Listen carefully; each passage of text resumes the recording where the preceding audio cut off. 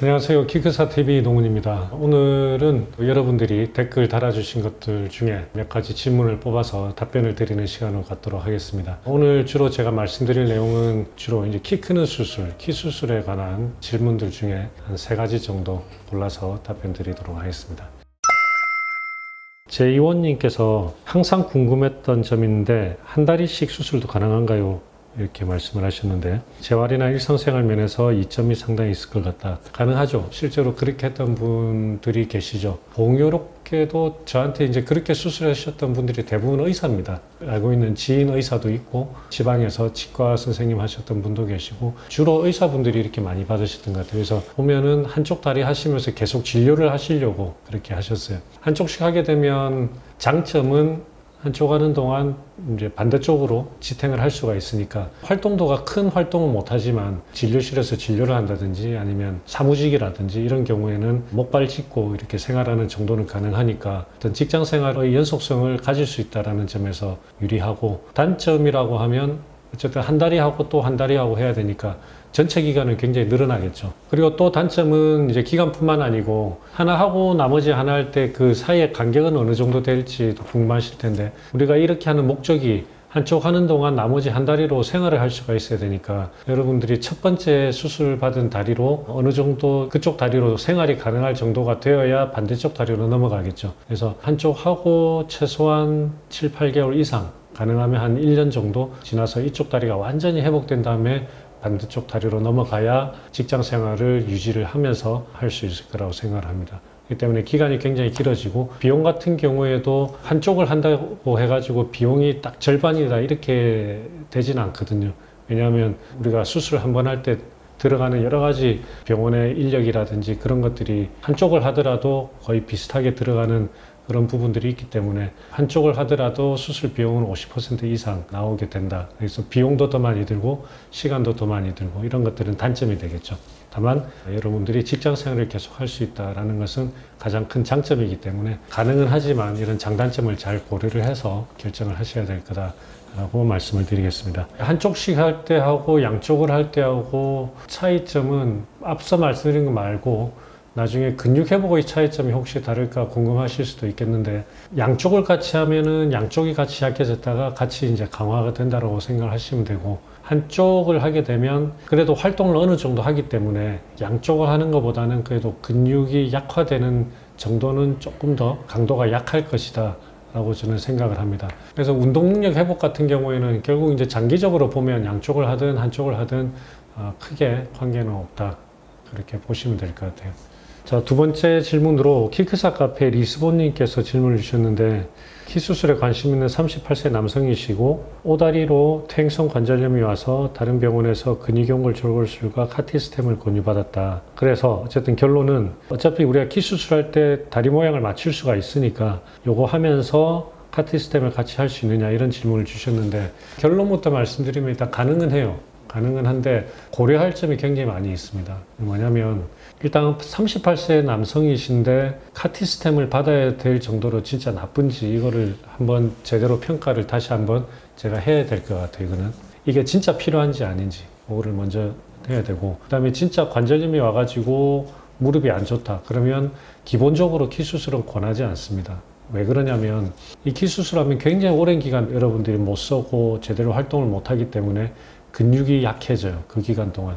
근데 관절이 안 좋으신 분들은 근육이 약해지는 거는 가능한 피하는 게 좋아요. 왜냐하면 근육이 약해지면 약해지는 만큼 관절에 스트레스가 많이 가기 때문에, 건강한 분들은 일시적으로 그랬다 하더라도 나중에 회복해도 문제가 없지만 관절염이 생긴 분들은 관절염에 더 안 좋은 영향을 줄 수가 있겠죠. 두 번째로 연장을 하는 기간 동안에 관절이 압박을 받습니다. 이 정도가 관절염을 더 많이 진행시킬 정도다라고 이야기할 수는 없지만, 우리가 이론적으로 볼 때는 관절에 가는 압박이 이미 관절이 나빠진 분이라면 더 안 좋은 영향을 받을 수 있다. 그래서 근육과 관절의 압박, 이 두 가지 관점에서 지금 글을 주신 분은 키 수술은 안 하는 거를 제가 권해드리고, 나는 정말 키 수술을 안 하면 아무것도 할 수가 없고 뭐 사람도 만나기도 어렵고 그럴 정도로 힘든, 정신적으로 뭔가 이렇게 꽉 막혀 있는 상태다. 그러면 이런 이제 안 좋은 관절염이라든지 이런 불리한 조건을 갖고 있더라도 고려를 할 수가 있겠죠. 그 정도 상황이라면. 그럴 경우에는 가능하죠. 카티스텐 플랜도 같이 하면서 할 수가 있고,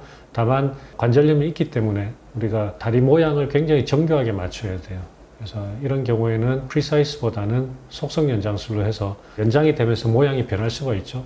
그런 경우에도 정확하게 원하는 타겟으로 다리 모양을 맞출 수 있도록 하는 게 더 좋겠다. 그래서 정리를 하면 첫 번째는 이런 카티스템을 해야 될 정도로 관절염이 있는지 없는지를 정확하게 판단을 해야 되고, 두 번째, 관절염이 정말 있다라고 하면 기본적으로는 키 수술을 권하지 않는다. 세 번째, 그럼에도 불구하고 반드시 해야겠다. 그러면은 이분은 프리사이즈를 원한다고 하셨는데 그거보다는 속성 연장술이 더 권장이 된다. 이렇게 정리를 하겠습니다. 자, 세 번째, 박성우님께서 제가 반장술이 있는데 키 수술하면 이것도 추가 비용 없이 고칠 수 있나요? 자, 일단은 이제 고칠 수 있냐 없냐 하고 추가 비용이 드냐 안 드냐, 이제 두 가지로 나눠서 말씀을 드릴게요. 고칠 수 있냐 없냐, 뭐든 고칠 수 있어요. 뭐든 고칠 수가 있는데 키 수술을 하면서 같이 고칠 수 있냐 없냐, 이 이제 문제가 되겠죠. 이거는 그냥 수술 안 한 다리라고 생각합시다.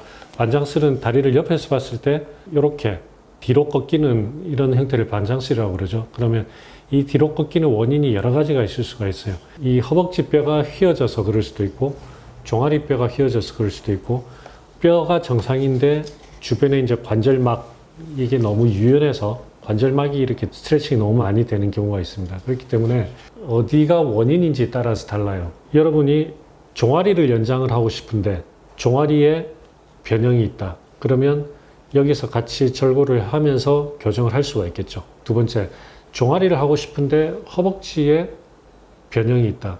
그러면 여기서 같이 교정이 안 되겠죠. 여기는 따로 수술을 해야 됩니다. 세 번째로, 관절막이 드러났다. 이런 경우는 직접 보면서 이거를 고칠지 말지, 아니면 고치면 어디서 고쳐야 될지를 결정을 해야 돼요. 그래서 결국은 변형이 어디 있는지하고 여러분들이 어디를 늘릴 건지에 따라 가지고 하나의 절골수로 가능할지, 아니면 반장술을 위한 절골수를 따로 해야 될지가 결정이 되고, 그렇게 되기 때문에 이건 직접 봐야 됩니다. 봐야 되고, 만약에 종아리를 연장한다, 근데 그쪽에 반장술이 있다, 그러면 동시 교정이 가능하죠. 자, 두 번째, 추가 비용이 들지 말지. 이것도 마찬가지로 제가 그 수술을 할 때 사실 여러분들은 똑같은 키 수술을 받지만 사람마다 다 달라요. 그래서 비교적 그냥 기본적인 어떤 프로세스만으로 끝나는 분도 계시고, 어떤 분들은 사실 제가 수술할 때 훨씬 더 많은 어떤 시간과 노력을 들여야 되는 경우도 있거든요. 근데 그런 거 관계없이 다 같은 이제 비용으로 수술을 하고 있고, 다만 다른 곳에 절골을 따로 해야 된다, 그런 추가 비용이 들고, 한 곳에 절골을 하면서 그쪽에서 교정을 하는 경우에는 웬만하면 추가 비용 없이 제가 해드립니다. 근데 특수한 경우도 있어요. 따로 절골은 안 하지만 이거는 어떤 시간이나 노력이 두 개의 수술을 하는 것만큼 들어가야 되는 어떤 교정들이 있거든요. 그런 경우에는 추가 비용이 발생할 수도 있습니다. 그래서 교정 수술을 할 때 추가 비용이 들지 안 들지는 일단 최종적으로는 저하고 직접 봐야지 정확하게 알 수가 있고, 대체적으로는 앞서 말씀드린 정도로 이해를 하시면 될 것 같습니다. 정리를 하자면 O다리든 X다리든 반장술이든 굴곡 변형이든 회전 변형이든 모든 변형은 교정이 가능한데 하나의 절골로 될지 아니면 두 개의 절골로 될지는 여러분들이 가지고 있는 변형의 위치와 연장의 위치를 서로 비교를 해봐야지 알 수가 있다. 이렇게 정리를 하겠습니다. 오늘은 키 수술 관련해서 이렇게 3개의 질문을 답변 드리는 시간을 가져봤습니다. 앞으로도 여러분들 키크사 TV나 키크사 카페에 게시글이나 댓글에 많은 분들에게 좀 도움이 될 만하다라고 하는 질문이 있으면 이렇게 정리를 해서 제가 직접 영상을 만드는 시간을 갖도록 하겠습니다.